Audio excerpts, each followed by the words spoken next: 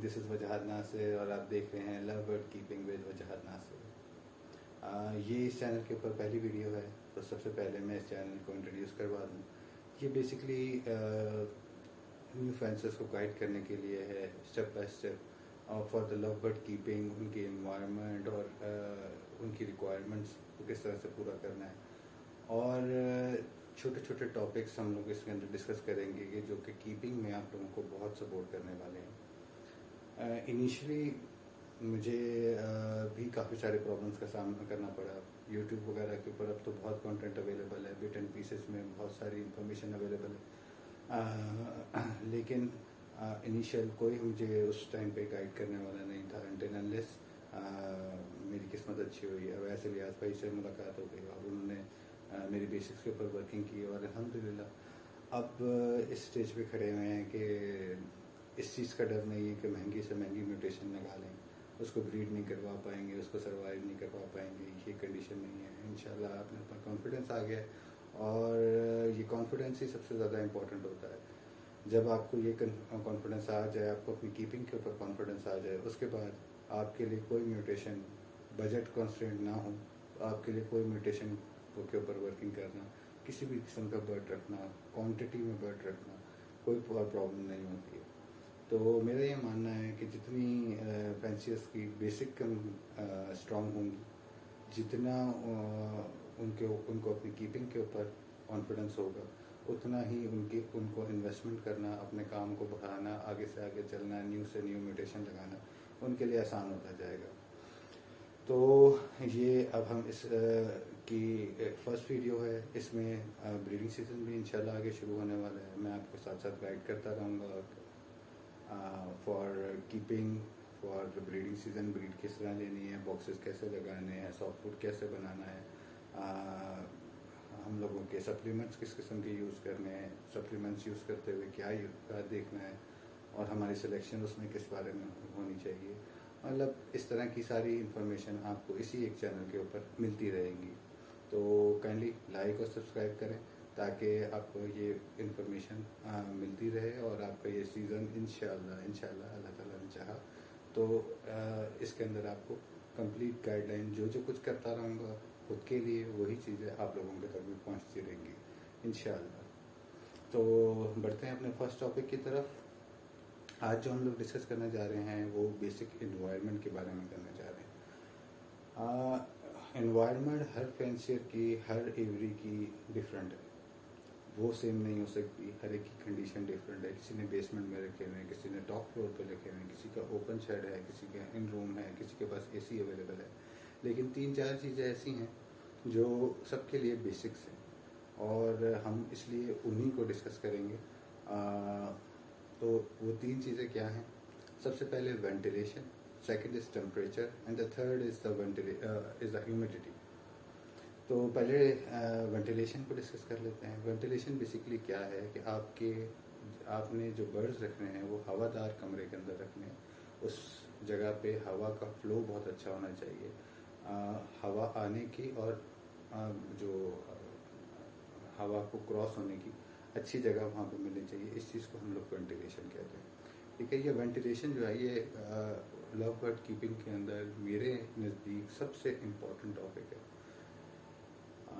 Ventilation के ऊपर discuss कम किया जाता है, लेकिन सबसे मेन चीज़ ही वेंटिलेशन है। आपके थ्रू आउट द ईयर, चाहे वो आपका ब्रीडिंग सीजन हो, चाहे वो आपका समर्स हो, ऑफ सीजन हो, रेस्टिंग पीरियड हो, आपकी वेंटिलेशन बहुत इम्पोर्टेंट है। जितनी ताज़ा हवा आपकी शेड में आती रहेगी, उतना आपके बर्ड्स की ग्रोथ में, उनकी हेल्थ में आपको आसानी होगी और उनको हेल्दी रखने में आपको मुश्किल नहीं आएगी।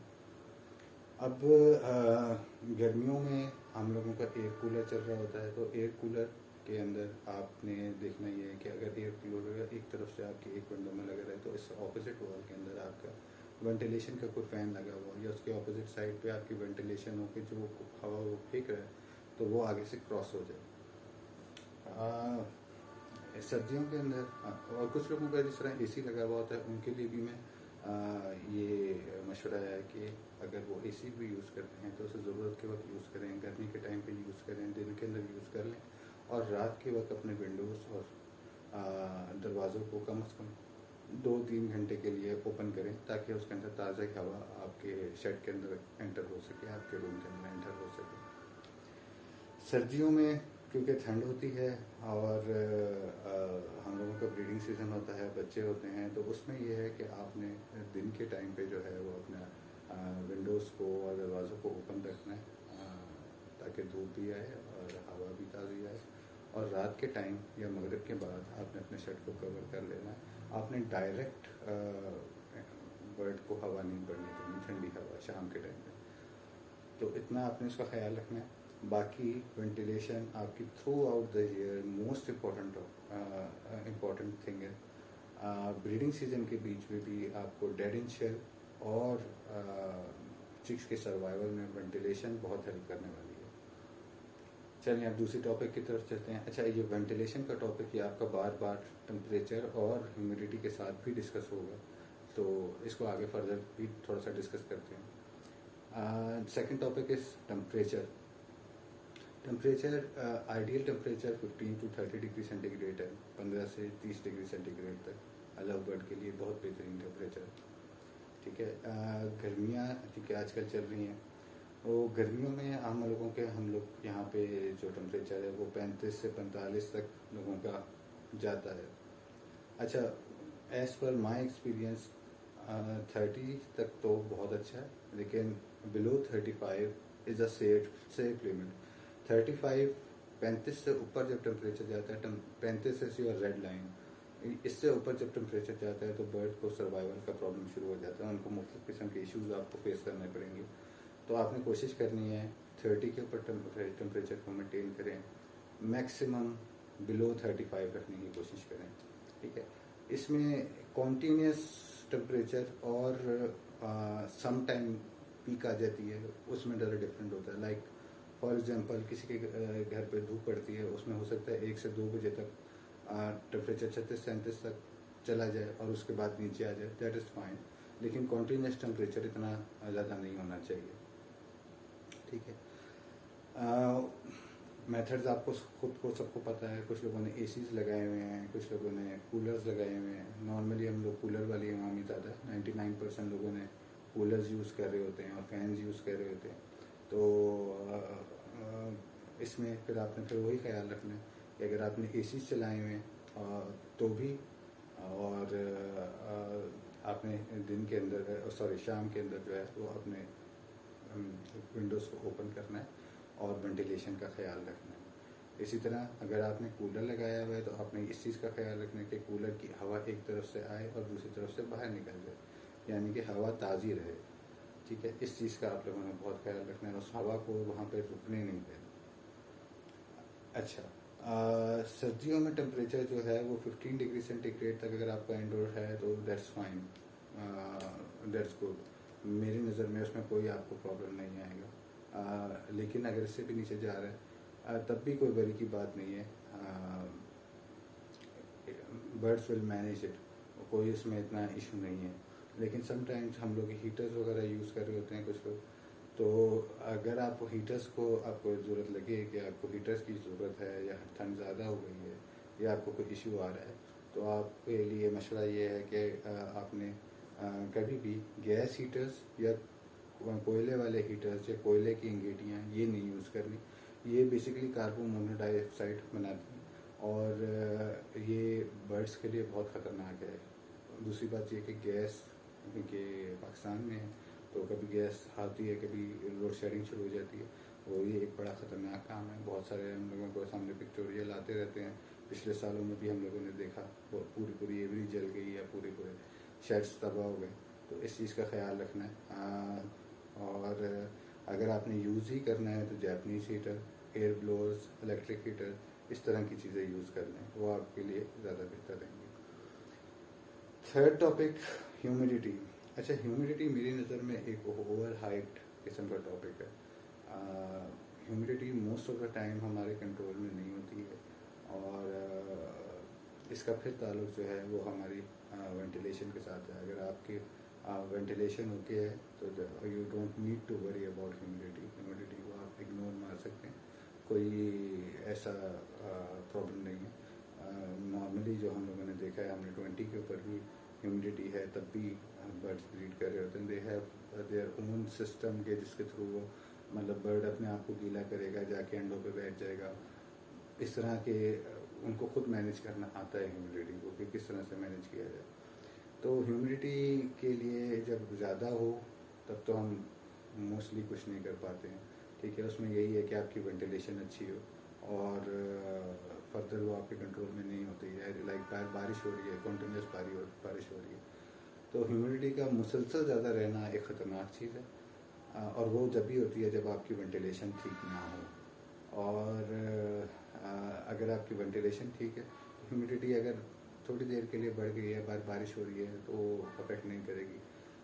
कूलर्स बरसात में और उसमें आपने एहतियात करनी है, देखना है कि क्या मौसम चल रहा है। उसके अंदर अगर आप ह्यूमिडिटी बहुत ज़्यादा हो रही है तो आप कूलर्स में अंदर पानी बंद कर दें और पंखा चलने दें उसका, तो दैट विल ऑल्सो वर्क।